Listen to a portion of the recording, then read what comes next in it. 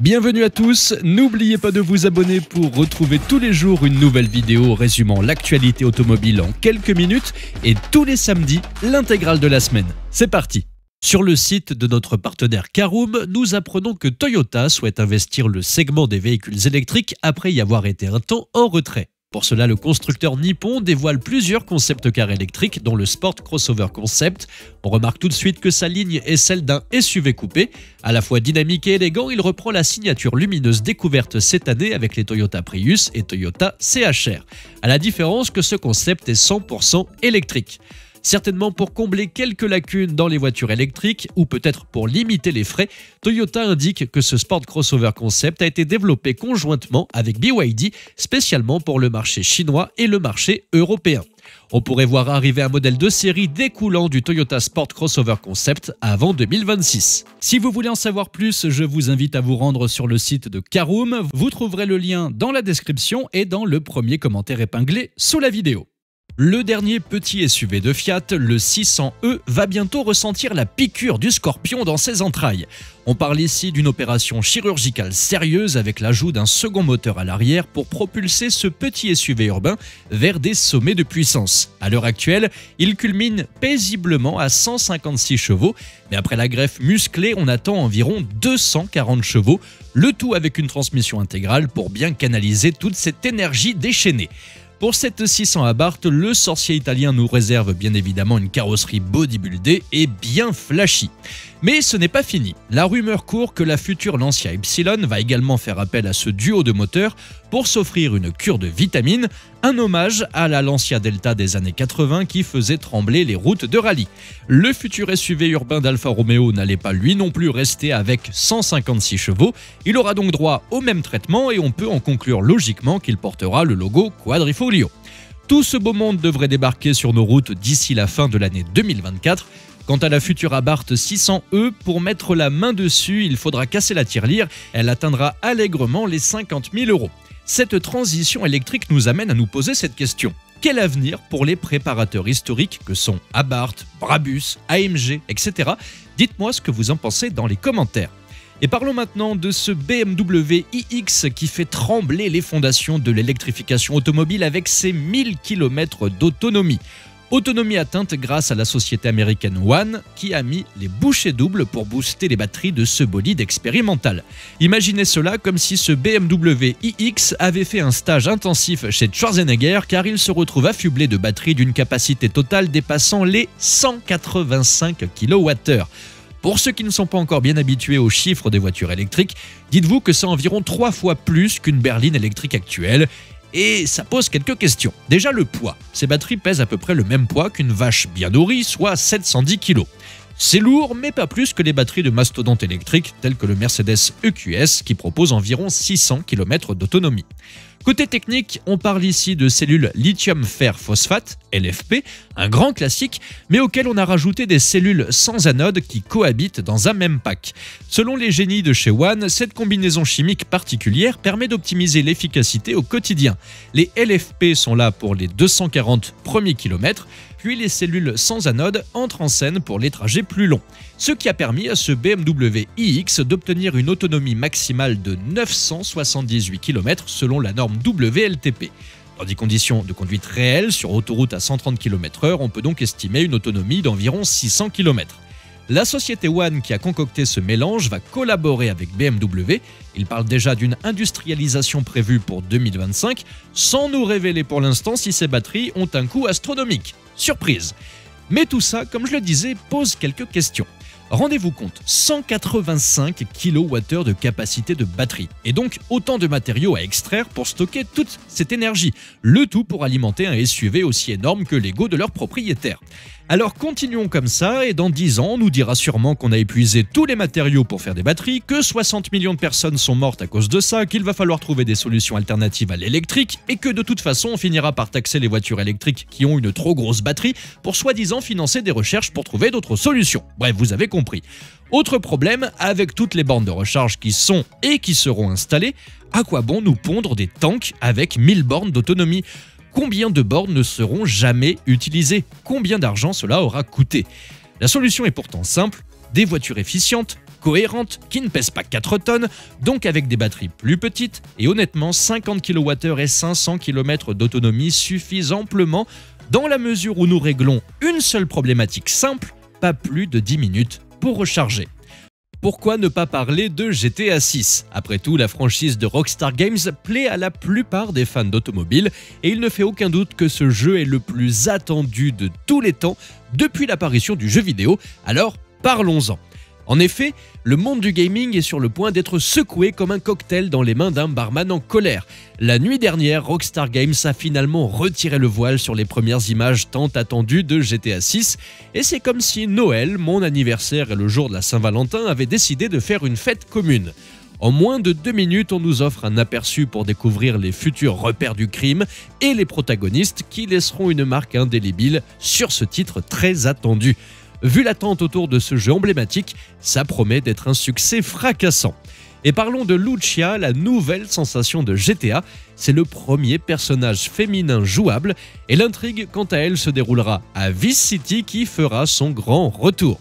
L'annonce du trailer il y a quelques semaines avait provoqué une attente sans précédent. On parle d'une frénésie qui fait ressembler les fans de GTA, dont je suis, à une meute de loups affamés devant une porte de boucher. Et que dire du dernier opus GTA V, sorti en 2013 ? Il s'est écoulé à plus de 185 millions d'exemplaires, le deuxième jeu le plus vendu de tous les temps, le premier étant Minecraft avec 300 millions d'unités vendues, dont j'avoue ne jamais avoir bien compris le succès. Maintenant, Rockstar a la lourde tâche de faire encore mieux avec GTA 6. On dirait qu'ils ont pris la barre, l'ont monté sur le toit d'une fusée et ont décidé de viser la stratosphère du jeu vidéo. Alors attachez vos ceintures et sortez vos plus bas instincts primaires car GTA 6 arrive en 2025 et ça va être un voyage sauvage dans l'univers du crime virtuel. Revenons maintenant dans le monde réel. Voici venir la Lexus LF ZC, un concept car qui annonce la future berline de la marque, prévue pour 2026, qui mesurera environ 4,75 m avec une hauteur de seulement 1,39 m. Le secret de sa silhouette élancée réside dans la nouvelle génération de batteries plus fines, prévue également pour 2026. Elle promet une autonomie de plus de 800 km avec un temps de recharge de 20 minutes pour passer de 10 à 80%. Et que dire du style de cet intérieur qui en met plein la vue ? En même temps, avec pas moins de 11 écrans, difficile de ne pas avoir la rétine qui brûle. Le conducteur se retrouve entre deux petits écrans verticaux, à gauche les commandes pour les fonctions d'aide à la conduite, à droite l'infodivertissement et en face toutes les infos liées à la conduite. Le passager, lui, est gâté avec 2 écrans regroupés sous une même dalle, histoire de regarder des vidéos et de surfer sur le web en même temps. À l'arrière, on n'oublie personne avec un écran par occupant placé au dos des appuis-tête avant. Et tenez-vous bien, le cerveau de toute cette folie technologique, c'est un nouveau système d'exploitation baptisé AREN. Une intelligence artificielle qui ne se contente pas de faire des suggestions, mais qui retient aussi toutes vos habitudes. Lexus a déclaré que d'ici 2030 en Europe et 2035 à l'échelle mondiale, ils ne proposeront que des modèles électriques.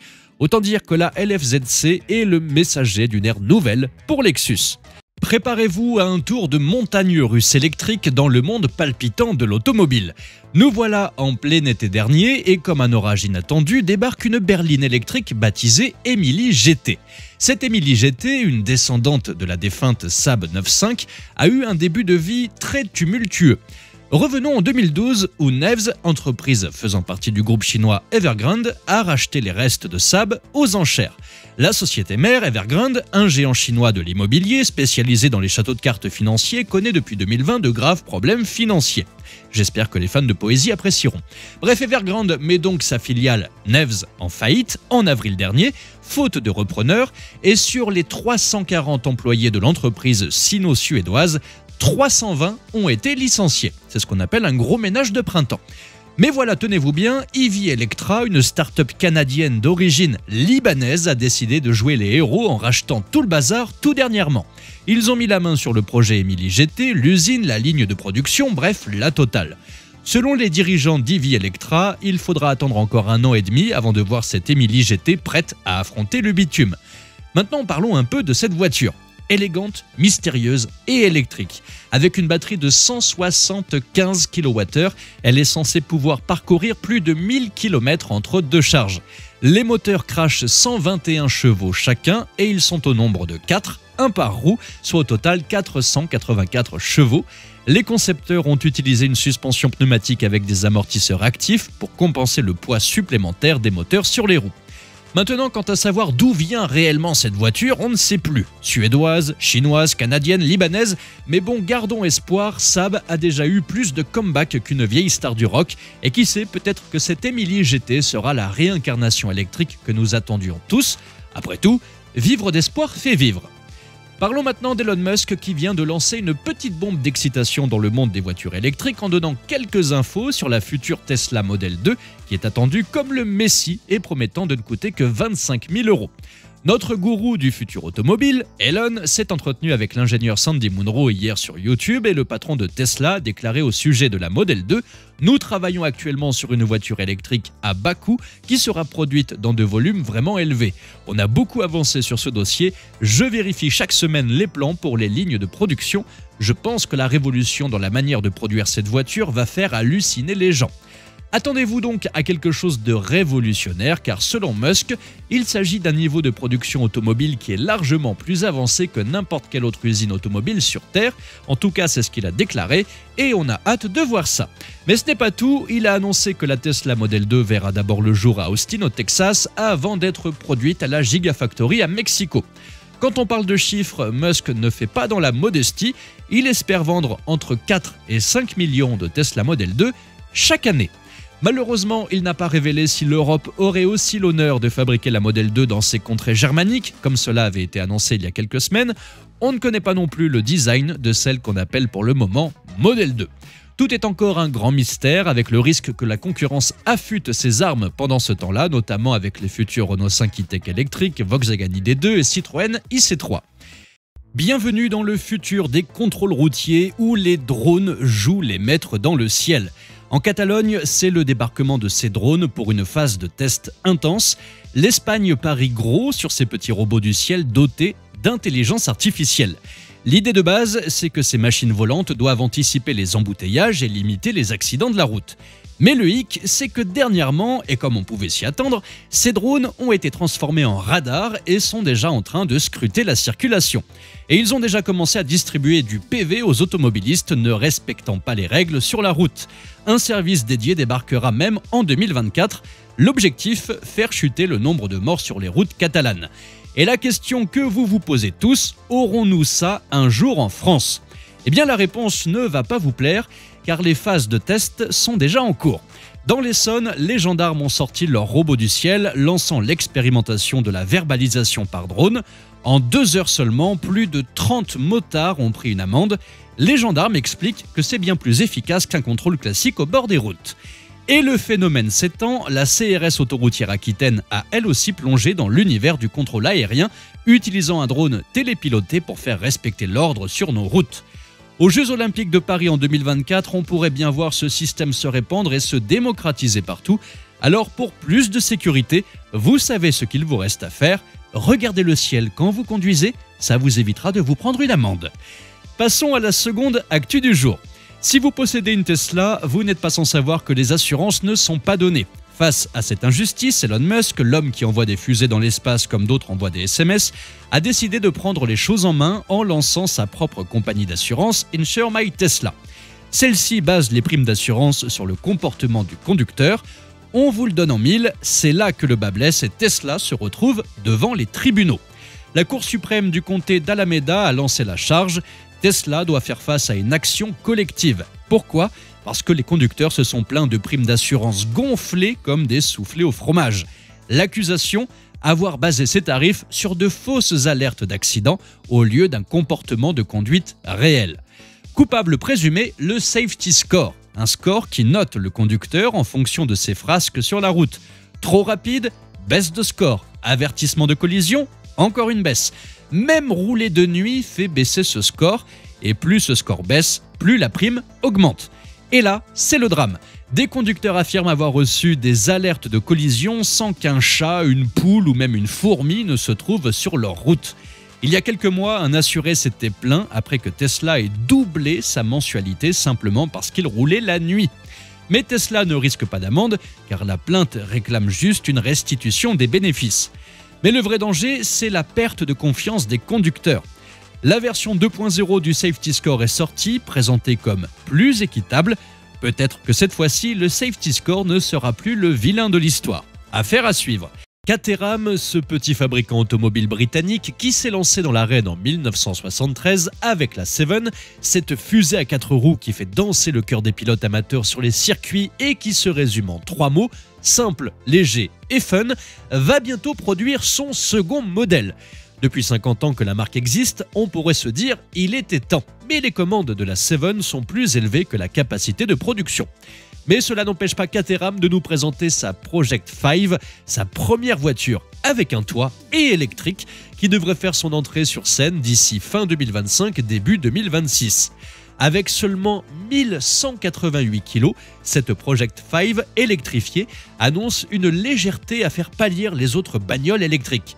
Avec 272 chevaux, ils annoncent un 0 à 100 en moins de 4 secondes 5 et une vitesse maxi de 230 km/h. Cette merveille mesure 4,25 m et à l'avant, on retrouve cette prise d'air qui rappelle la Seven. Au passage, il n'y aura pas de coffre sous le capot par souci de poids. À l'intérieur, on retrouve cette simplicité dans la beauté ou la beauté dans la simplicité avec des cadrans et des manomètres dignes des Seven, mélangés avec des commutateurs pour jongler avec les modes de conduite et la force de régénération du moteur électrique. Et à l'arrière, surprise, un seul siège, une sorte de McLaren F1 à l'envers. Mais si vous avez plus de 2 amis, ne vous inquiétez pas, il y aura une option 2+2. La batterie offrira 55 kWh et 400 km d'autonomie avec une recharge de 20 à 80% en 15 minutes. En résumé, la Project 5 a tout pour plaire. Caterham mise sur l'essentiel, sur l'expérience de conduite pure et simple. Il faudra juste débourser environ 95 000 €. Mais après tout, c'est le prix à payer pour la toute première voiture de sport électrique, belle et surtout cohérente. Il ne manque plus que la version découvrable. Retour à la réalité, une triste réalité même, car le coût de posséder une voiture va encore grimper en 2024. Tout augmente, on le sait, carburant, assurance, péage, pièces détachées, révision, les taxes locales, sans même parler des malus au poids ou des malus pour la pollution. Et juste quand vous pensez avoir échappé à tout, voilà que la nouvelle année pointe le bout de son nez avec une autre mauvaise nouvelle, la carte grise de votre future voiture va augmenter. En 2024, le prix du cheval fiscal va bondir. En Ile-de-France, c'est le grand saut, une hausse de 19% qui fait passer le tarif de 46,15 à 54,95 €, un record ou presque, car la Bretagne trône toujours en tête avec ses 55 € par cheval. Et que fait-on de cet argent? Eh bien, Valérie Pécresse nous assure que c'est pour l'amélioration des transports, y compris le plan de route de demain et le doublement du réseau de cars express. Avec toutes les taxes que l'on paye, on se demande juste quand est-ce qu'on aura droit à notre propre autoroute privée menant directement à notre hôpital personnel. Mais ce n'est pas tout. La Normandie décide aussi de plonger dans le grand bain fiscal avec une augmentation de 30% et le centre Val-de-Loire avec 10%. Et comme si ça ne suffisait pas, ça sera la fin des cartes grises presque gratuites pour les véhicules dits propres. Adieu les petits avantages pour les voitures hybrides, GPL ou qui tournent au superéthanol E85. Et vous, à combien est le cheval fiscal dans votre région? Et que pensez-vous de cette Caterham Project 5? Dites-moi ça dans les commentaires. Merci à tous d'avoir suivi cette nouvelle vidéo. N'hésitez pas à vous abonner, à activer la cloche des notifications pour être sûr de ne rien louper, liker, partager et vous pouvez également venir nous rejoindre sur notre compte TikTok. Ciao!